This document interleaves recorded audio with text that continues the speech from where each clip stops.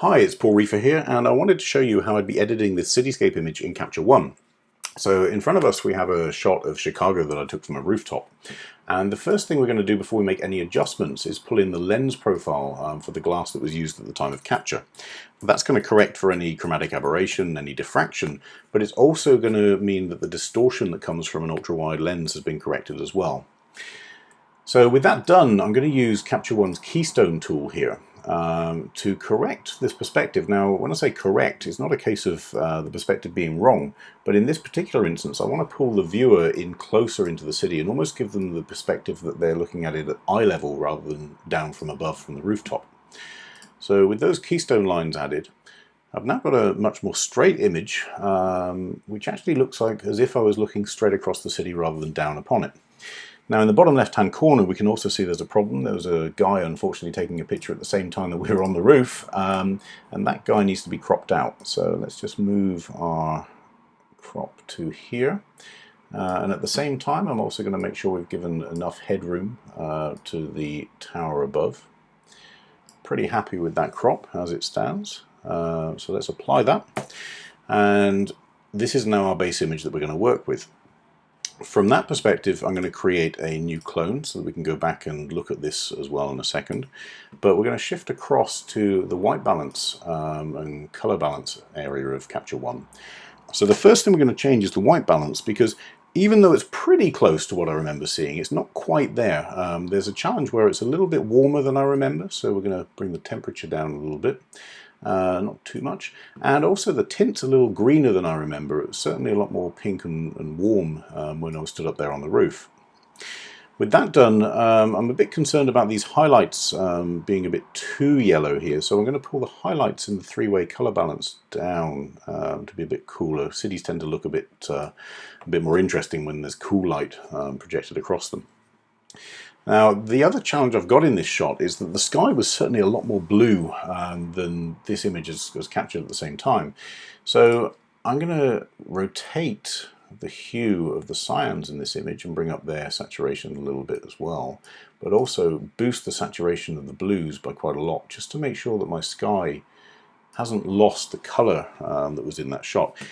Now I've got a huge difference between the nice warm glow of the city below and the blue of the blue hour sky up above. To me, I'm pretty happy with that. Some of this is going to be personal preference, obviously. I may bring that tint down a little bit so we're not quite so pink, but that's pretty much what I remember seeing at the time. Now we're going to zoom in here into this area, because when you're on a rooftop, especially when it's windy, as it is in Chicago, even slight buffets of wind and gusts can make the image a little less sharp than we want.